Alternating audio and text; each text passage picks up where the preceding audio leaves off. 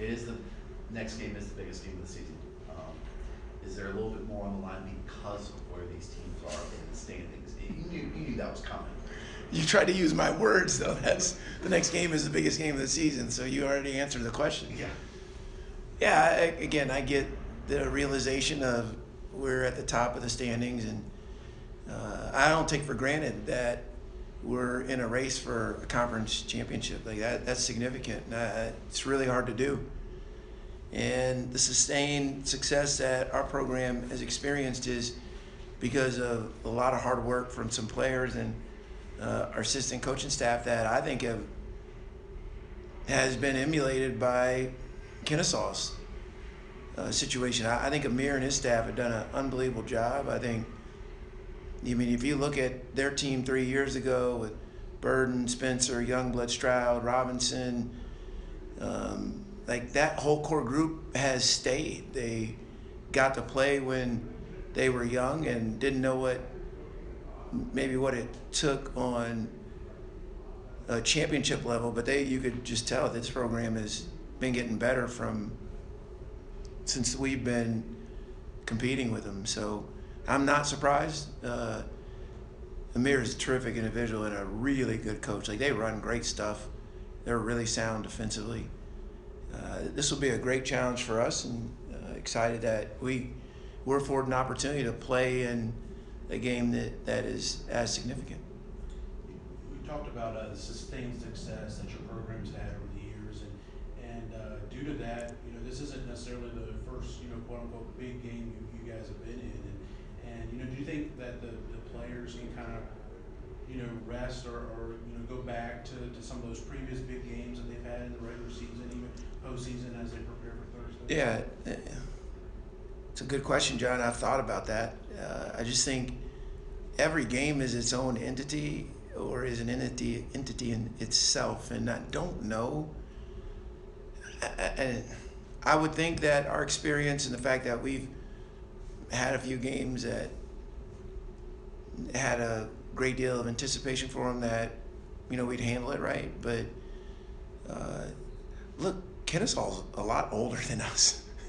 I mean, I don't know what they are. I forgot to check the Ken Palm what they are in age, but I'd bet it's older than us by 30, 40, 50 spots. And we play a freshman point guard, and Zach Cleveland gets significant minutes. So I don't know where the advantage lies, other than they play at home, and it's the only game we play. So I think we'll have to earn it if we end up taking the lead. Do you see any similarities to how Amir has built that program there through keeping a core group together and just keep building on the foundation compared to where you got here, and how you had to do the same thing, core group, just build on the foundation every year? Yeah, look, Georgie and Lavelle and Caleb and Scotty, they got to play when we were just okay. We were finding our way. And as I alluded to earlier, those guys have gotten to play and see what it's like to try and earn a championship. But if you look at their non-conference schedule, man, they were in every game. Like they watched the Indiana game the other night.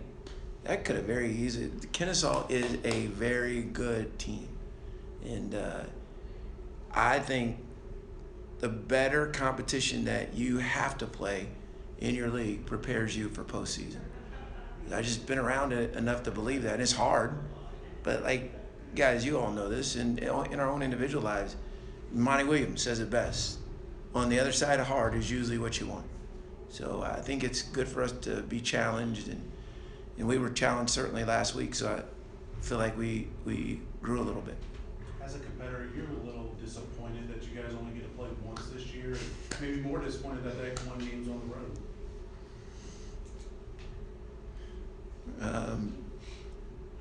Sometimes when there's an imbalanced schedule, you get the wrong side of what you think would be equitable. Yet it's beyond our control, so I'm trying to make sure I stay away from things that I can't control. But yeah, there's obviously an advantage if the one game you get is at home. But if it would have been like everybody thought, maybe it's FGCU, whatever, we would have played that game at home, and I'm sure Coach Chambers would have felt the same way. But it just is what it is, and can't do anything about it. So let's see if we can't give it our best. Coach, like you're saying, that the schedule is what it is. But you brought this up the other week, 49-2, combined record of all the teams that you've lost your road games to. You look down and look at the fact they haven't lost a home game, just kind of shake your head and go, man, here, can we catch a break kind of thing?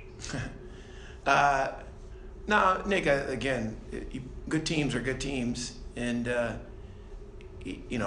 coming into Liberty Arena is tough to get the desired outcome. But that's true in most of college basketball.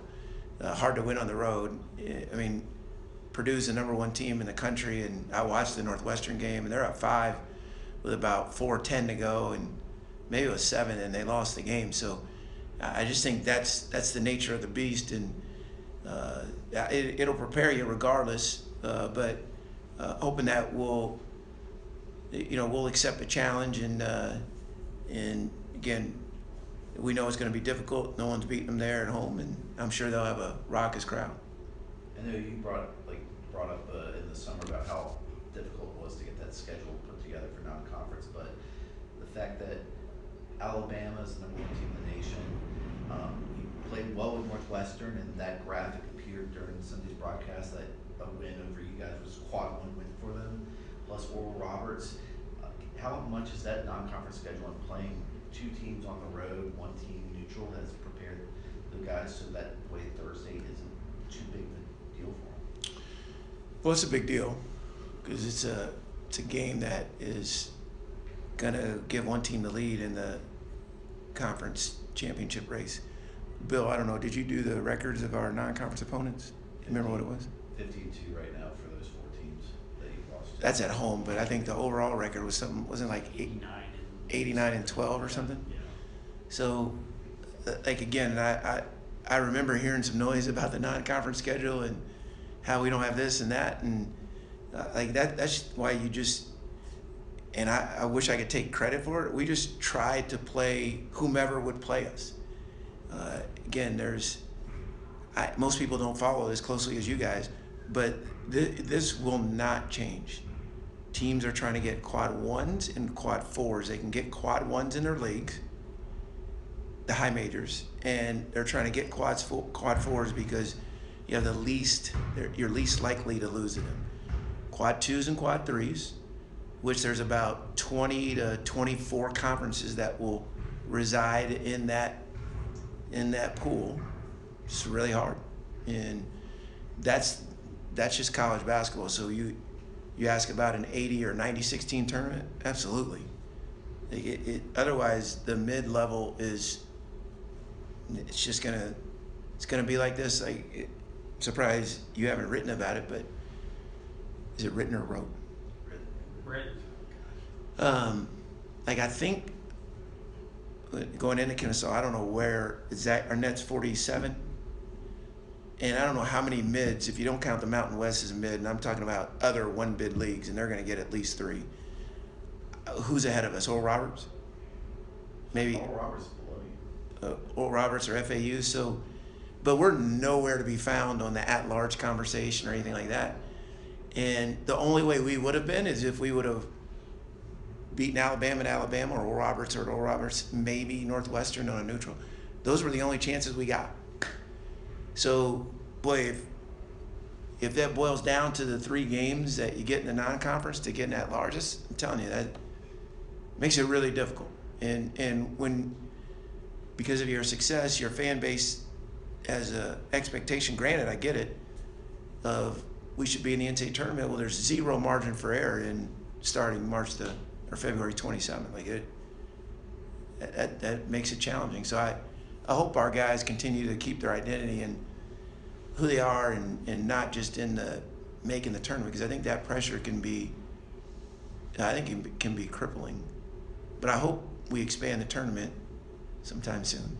You count the West Coast Conference as a mid-major? Multiple bid league. St. Mary's and Gonzaga are in. Mountain West has 4 in the top 50. Yeah. So you guys scheduled schools like Oral Roberts and Southern Miss and some schools that it would seem like fit that quad 2, quad 3 range. Is that something that whether it's Liberty or other schools in that group, is there enough? Is the juice worth the squeeze for that to become a normal thing where those schools play each other more often in non-conference play? Eddie, I wish it. You could predict it, but I didn't know Southern Miss was going to be a quad 2 or 1. I didn't. They're having a great year, so that was just luck. Knew Alabama would be good. Knew Oral Roberts would be good, but I'm not exaggerating. There's 70 other schools that we tried that wouldn't play us. So everyone says, hey, well, we get some more locals. We've tried. And I'm not saying people are ducking us. I'm not insinuating that. I'm just saying for whatever reason, it's probably a lot to do with Darius McGee, it's been really tough to schedule.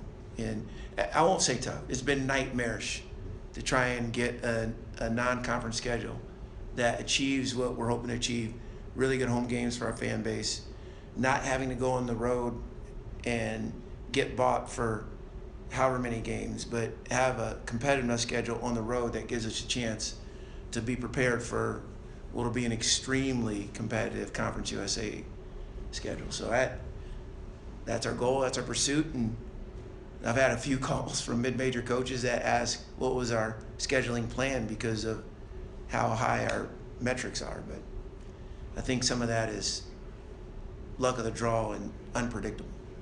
Back to Kennesaw, how impressed have you been with what Burton's been able to do this year? Yeah, he's an all-conference player. Young blood. They have really good players. He's a tough guard. He's physically tough. He's got an extreme amount of confidence. They believe in him, and he puts a lot of pressure on your defense. What makes him really special?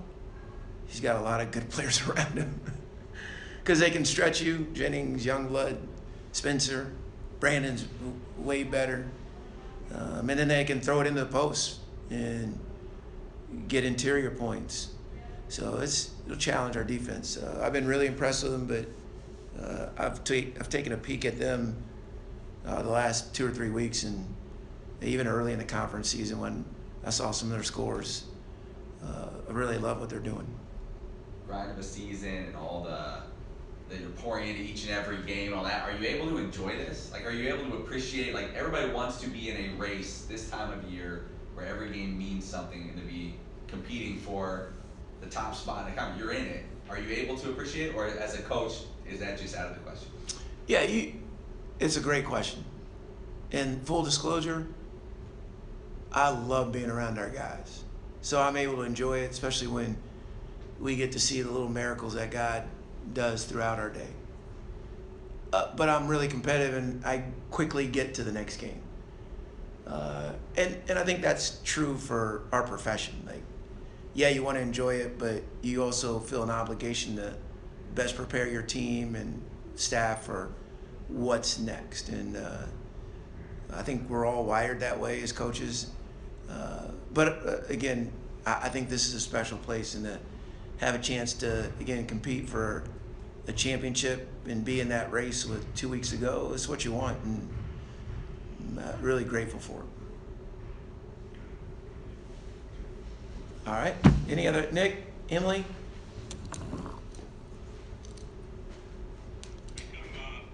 I'll tell you what, I'll ask you one more. Just looking at Kennesaw, they seem like a resilient team.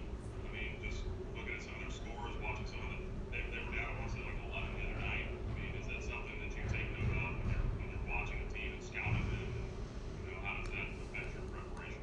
Yeah, good question. I think it has a lot to do with their age and experience. I don't think they're easily rattled. I don't think they're ever out of the game because they can be really explosive offensively. They're long, athletic, and turn you over defensively with their intensity, and they have a plan. They keep you off balance, so zone you some, press you some. So I don't think they're ever out of a game.